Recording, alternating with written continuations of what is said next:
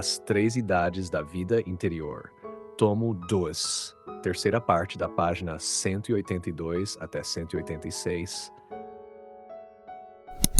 Quarta par, via unitiva dos perfeitos. A entrada na via unitiva pela noite do espírito. De acordo com o que dissemos anteriormente, no tomo 1, páginas 25 e 26, a propósito da divisão desta obra e desejando seguir a doutrina de São João da Cruz, fiel eco da tradição dos grandes mestres espirituais, trataremos aqui da Noite do Espírito como etapa inicial da via unitiva. Segundo o grande doutor místico, essa noite marca a entrada nessa via, compreendida em seu sentido mais elevado. Veremos, pouco a pouco, em que consiste a purificação passiva do espírito, como devemos comportar-nos nela, quais são os seus efeitos e quais são as características da idade espiritual dos perfeitos, ou seja, das almas já purificadas. Divisão desta sessão. Nesta quarta parte, trataremos em primeiro lugar da entrada na via unitiva. Segundo São João da Cruz, essa entrada se dá por meio da purificação passiva do espírito, que ele expõe em sua obra Noite Escura, livro 2º. Parece-nos que o doutor místico conserva e aprofunda, assim, a doutrina tradicional.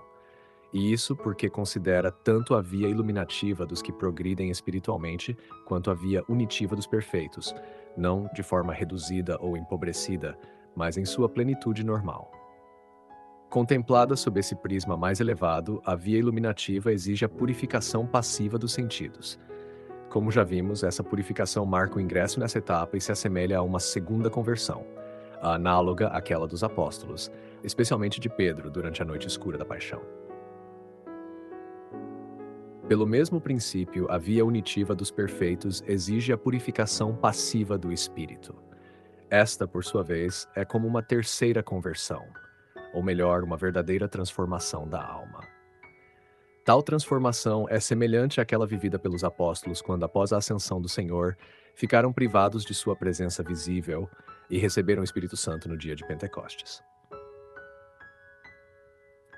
Essa nova purificação os fortaleceu profundamente e os preparou para o apostolado. A partir daquele dia, o apostolado não seria senão um transbordamento da plenitude da contemplação do mistério de Cristo.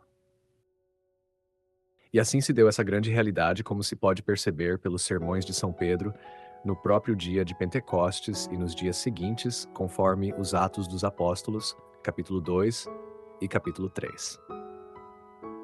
Vamos, portanto, tratar primeiramente da necessidade da purificação passiva do espírito, em razão dos defeitos que ainda permanecem naqueles que já progrediram no caminho espiritual.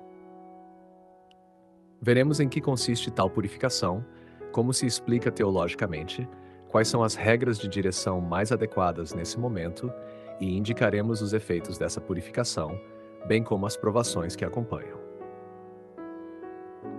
Uma vez estabelecidas essas premissas, será mais fácil para nós caracterizar a idade espiritual dos perfeitos, compreender em que consiste a habitação da Santíssima Trindade na alma purificada e descrever a fé contemplativa dos perfeitos, sua confiança em Deus, seu abandono, sua caridade e seu zelo apostólico.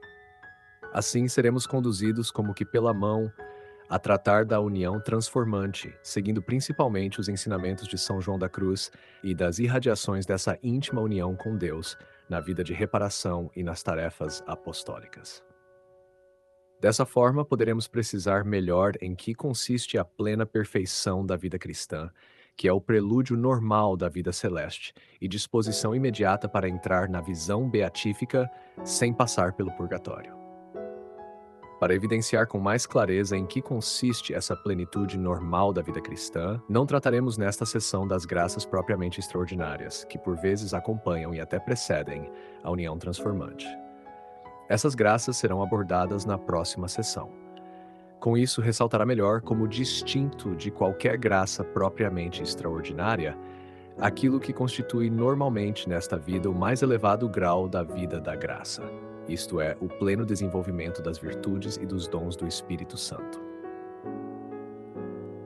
Trata-se, sem dúvida, de um estado eminente e relativamente raro, como a perfeição elevada, mas isso não significa que seja em si um favor extraordinário, como o dom da profecia e outros carismas ou graças gratuitas, que por sua vez estão abaixo da graça santificante. Como ensina com grande precisão São Tomás de Aquino, a profecia e outros carismas semelhantes são apenas sinais externos, ao passo que a graça santificante, da qual procedem a caridade, as demais virtudes infusas e os dons do Espírito Santo, nos une a Deus e, ao crescer em nós, tende a nos assemelhar cada vez mais a Ele, até que mereça o nome de graça consumada, que é a própria vida eterna. Capítulo 1. A necessidade da purificação passiva do Espírito e o prelúdio da via unitiva. Disse Nosso Senhor, no Evangelho segundo São João, capítulo 15, versículo 1: Eu sou a videira verdadeira, e meu Pai é o agricultor. Todo ramo que em mim não dá fruto, ele o corta, e todo que dá fruto, ele o poda, para que produza ainda mais. Aquele que permanece em mim e eu nele, esse dá muito fruto, porque sem mim nada podeis fazer. Se permanecerdes em mim e minhas palavras permanecerem em vós, pedireis o que quiserdes, e vos será concedido. Mas antes de chegar a esse estado de união, é preciso que o ramo seja devidamente podado. Como explica São Tomás de Aquino em seu comentário ao Evangelho de São João. Na videira natural, o ramo que possui muitos brotos produz menos frutos, porque a seiva se dispersa em excesso nesses brotos inúteis. Por isso o agricultor os corta. Algo semelhante acontece com o homem, quando ele já se encontra bem disposto e unido a Deus, mas permite que seus afetos e sua vida se derramem excessivamente para o exterior. Nesse caso, o vigor da vida interior se enfraquece e torna-se menos eficaz para produzir o bem. Por isso o Senhor, que se assemelha ao vinhateiro, mortifica os seus bons servos e corta neles tudo aquilo que é inútil, a fim de que produzam frutos mais abundantes. Ele os purifica dia após dia, enviando-lhes tribulações e permitindo as tentações, as quais exigem uma santa resistência, muito meritória, e os fortalecem no bem. O Senhor endurece e purifica até mesmo aqueles que já são puros, pois ninguém o é suficientemente aqui na terra. Conforme nos recorda São João em sua primeira carta, capítulo 1, versículo 8. Se dissermos que não temos pecado, enganamo-nos a nós mesmos e a verdade não está em nós. Essas palavras, comentadas por São Tomás de Aquino, referem-se propriamente às purificações passivas, aquelas que o justo não se impõe a si mesmo, mas que recebe de Deus. Foi assim que o santo Jó foi purificado, ele que dizia, no capítulo 7, versículo 1 de seu livro, Milícia é a vida do homem sobre a terra. Isto é, a vida do homem é uma dura guerra, uma existência marcada pelos sofrimentos. O mesmo aconteceu com os apóstolos, quando o Senhor os deixou sozinhos no dia da ascensão. Eles se reuniram no cenáculo em oração, preparando-se para o combate que Jesus lhes havia anunciado e que culminaria no martírio. Os padres da Igreja e diversos autores espirituais frequentemente refletiram sobre esse íntimo significado da cruz que devemos carregar a cada dia sobre nossos ombros. A cruz da sensibilidade e a cruz do espírito. Cruz que, passo a passo, vai purificando tanto a parte inferior quanto a parte superior de nossa alma, submetendo os sentidos ao espírito e o espírito a Deus. Repetidamente, os padres comentaram estas palavras da Escritura. Como a peneira sacudida deixa passar o pó, assim a inquietação surge dos pensamentos do homem. No forno se provam os vasos de barro, e na tentação das tribulações se provam os homens justos. Livro do Eclesiástico, capítulo versículo 5. E ainda, como o ouro e a prata são provados no fogo, assim os homens agradáveis a Deus são provados na fornalha da tribulação. Eclesiástico, capítulo 2, versículo 5. O profeta Jeremias também exclamou em suas Lamentações, capítulo 1, versículo 13: Do alto o Senhor lançou um fogo sobre os meus ossos e os devorou. E o próprio Jesus, antes de sua paixão, disse a Pedro: Simão, Simão, Satanás vos reclamou para vos peneirar como trigo. Evangelho segundo São Lucas, capítulo 22, versículo 31. Todas essas passagens revelam a realidade da purificação passiva do espírito, que prepara a alma para a vida de íntima união com Deus. Conforme ensinaram com profundidade santos como Santo Agostinho, São Gregório Magno, São Máximo, Hugo de São Vítor, Ruysbroeck, Tauler, e com especial profundidade São João da Cruz, essa purificação é absolutamente necessária, por causa dos defeitos que ainda permanecem nas almas avançadas no caminho espiritual. Defeitos das almas que já progrediram. É de suma importância que as almas interiores se detenham a meditar profundamente sobre esse tema, especialmente por 3 motivos. Primeiro, para compreender melhor o valor das cruzes que cada um deve suportar diariamente. Segundo, para distinguir com mais clareza a mortificação irracional que tantas vezes nos impomos de modo imprudente, daquela outra que possui um verdadeiro efeito purificador. E terceiro, para que formemos uma noção justa do purgatório que teremos de atravessar, caso não saibamos aproveitar bem as cruzes que o Senhor nos envia nesta vida. Mesmo nas almas muito avançadas, cuja sensibilidade já está em grande parte purificada e que começaram a viver a vida do Espírito, por meio da contemplação fusa inicial dos mistérios da fé, os defeitos ainda são numerosos. As artimanhas do homem velho ainda persistem no espírito, como uma ferrugem que só será eliminada pela ação do purificador. Como observa São João da Cruz, essas almas, ainda que tenham progredido, continuam sujeitas a distrações indiretamente voluntárias durante a oração, à aridez espiritual, ao esvaziamento interior diante das coisas externas, aspectas, e às simpatias demasiadamente humanas por certas pessoas, as quais facilmente conduzem à falta de justiça e de caridade. Há, nessas almas, momentos de brusquidão natural, que nascem da impaciência. Algumas se veem enredadas em ilusões, ao se apegarem excessivamente a certas comunicações espirituais, abrindo assim espaço para o demônio, que as engana por meio de falsas profecias. Outras, sujeitas às mesmas influências, caem em um zelo amargo que as leva a repreender o próximo com observações inoportunas e injustas. Por esse caminho, essas almas se enchem de soberba e presunção, afastando-se da simplicidade, da humildade e da pureza necessárias para a união com Deus.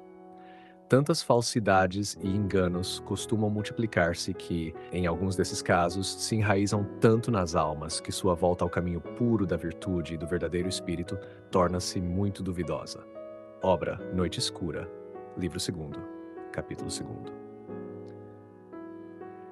Vê-se aqui que há perigos ainda maiores do que os encontrados no início da vida espiritual. Esses defeitos formam uma lista interminável, e, no entanto, aqui se consideram apenas os que dizem respeito à vida interior, à relação com Deus. Que dizer, então, se considerassem também os defeitos que se referem aos superiores, aos iguais e aos inferiores? E todas aquelas realidades que nesse período da vida espiritual se opõem à caridade e à justiça, tudo que naqueles que ensinam, governam ou dirigem os outros, macula sua doutrina, sua autoridade, sua orientação ou seu apostolado. A soberba espiritual ou intelectual inspira um apego excessivo ao próprio julgamento e à maneira pessoal de ver, sentir, simpatizar e querer. Daí nascem a inveja e uma ambição oculta, ou também o autoritarismo, ou ainda uma indulgência excessiva e uma fraqueza para com aqueles que oprimem os demais. Também é comum aqui a falta de prontidão e generosidade na obediência, ou, ao contrário, o servilismo que brota do amor próprio. Abundam ainda as faltas de caridade, as invejas, a maledicência, as discórdias e as discussões vãs. Podem também reaparecer numerosas inclinações desviadas, que perturbam profundamente a vida da alma. As faculdades superiores, em recantos mais íntimos, continuam manchadas pela soberba, pelo julgamento próprio e pela vontade própria. A luz divina e a vontade de Deus ainda não reinam nelas como soberanas.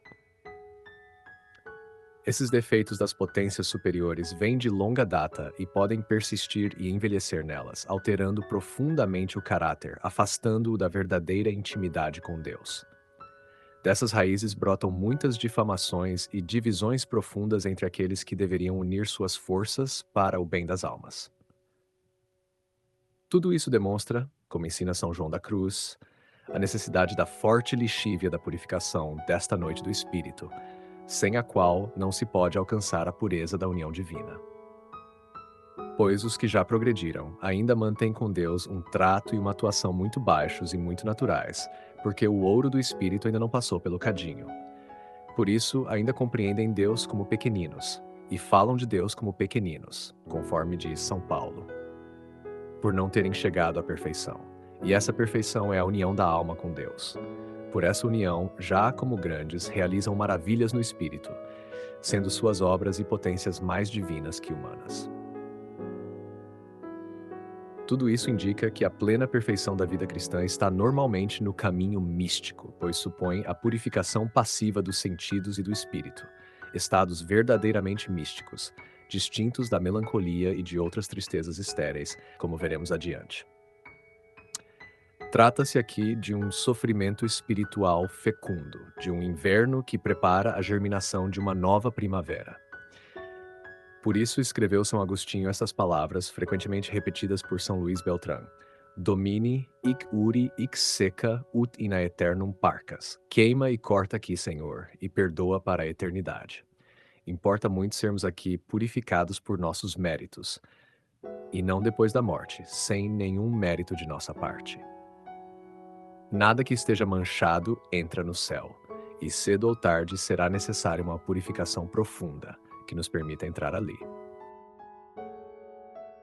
Notas explicativas. 1. Via unitiva dos perfeitos. Trata-se da fase mais elevada da vida espiritual, na qual a alma, após ter sido purificada, entra numa união profunda e habitual com Deus. É distinta da via purgativa e da via iluminativa. Noite do Espírito. É uma provação interior muito intensa, descrita por São João da Cruz, que purifica as potências superiores da alma, intelecto e vontade. Não é causada pelo esforço humano, mas é uma ação passiva permitida por Deus. 3. Segunda e terceira conversão. A segunda conversão é comparada à experiência de São Pedro na noite da paixão, quando chora amargamente após ter negado Cristo. A terceira conversão, que marca a entrada na via unitiva, é ilustrada pela transformação dos apóstolos no Pentecostes, após receberem o Espírito Santo. 4. Purificação passiva do sentido e do espírito. A purificação passiva do sentido acontece na via iluminativa. Trata-se da purificação das faculdades sensíveis. Já a purificação do espírito na via unitiva atinge as faculdades superiores da alma. Ambas são necessárias para o progresso espiritual. Sim, não se trata de graças extraordinárias. O autor esclarece que esse grau de perfeição espiritual não implica fenômenos místicos extraordinários, como visões ou profecias. Trata-se da plenitude normal da graça santificante ao alcance de todos os que cooperam fielmente com Deus. 6. Graça consumada. Expressão usada para descrever o estado em que a alma, plenamente transformada pela caridade e pelos dons do Espírito Santo, já vive de forma antecipada a vida eterna na terra. 7. Exemplo da videira. Jesus compara os fiéis aos ramos de uma videira. O Pai Celeste poda os que dão fruto, ou seja, os purifica com tribulações, para que produzam ainda mais frutos espirituais. Essa poda simboliza a purificação passiva que Deus realiza nas almas já unidas a Ele. 8. Explicação de Santo Tomás. Ao comentar o Evangelho de São João, Santo Tomás usa a metáfora da videira natural. Quando os ramos têm muitos brotos, a seiva se dispersa e o fruto enfraquece. Assim também, a alma dispersa nos afetos exteriores perde vigor espiritual. 9. Militi est vita hominis. Frase latina que significa: a vida do homem sobre a terra é um combate. Indica que o sofrimento é parte do caminho espiritual. 10. Citações patrísticas sobre a provação. Os padres da igreja frequentemente ensinavam que a alma é purificada como o ouro no fogo através das tribulações e tentações. Essa purificação progressiva conduz à união íntima com Deus. 11. Citação de Jesus a Pedro. Satanás vos reclamou para vos peneirar como trigo. Indica que mesmo os apóstolos passaram por provas espirituais necessárias à sua missão. 12. Defeitos dos aproveitados. Mesmo nas almas que avançaram muito na vida interior, permanecem imperfeições sutis. Distrações, impaciência, simpatias humanas desordenadas, zelo amargo, orgulho espiritual. Esses defeitos só são eliminados por meio da purificação passiva. 13. Perigos do orgulho espiritual. Um dos maiores obstáculos à perfeição é a soberba disfarçada. Apego ao próprio julgamento, à própria sensibilidade ou ao modo pessoal de servir a Deus. Isso pode gerar divisões, críticas injustas e confusão na vida apostólica. 14. Legia fuet, expressão usada por São João da Cruz, que significa forte lixívia, simbolizando o sofrimento intenso que limpa até as impurezas mais profundas da alma. É a última etapa antes da união transformante.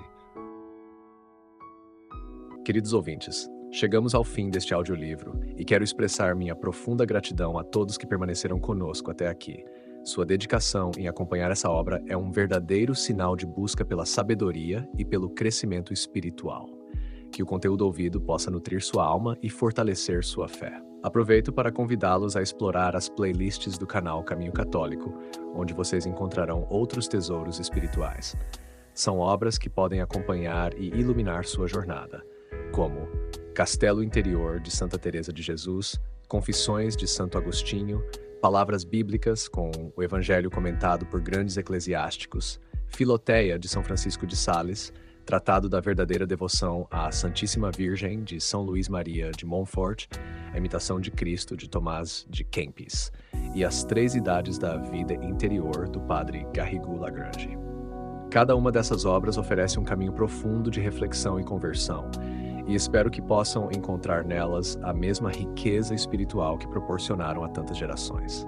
Nosso canal está sempre aberto para quem deseja aprender e crescer na fé. Continue nos acompanhando e compartilhando essa jornada espiritual. Mais uma vez, obrigado por sua presença e que Deus abençoe a todos.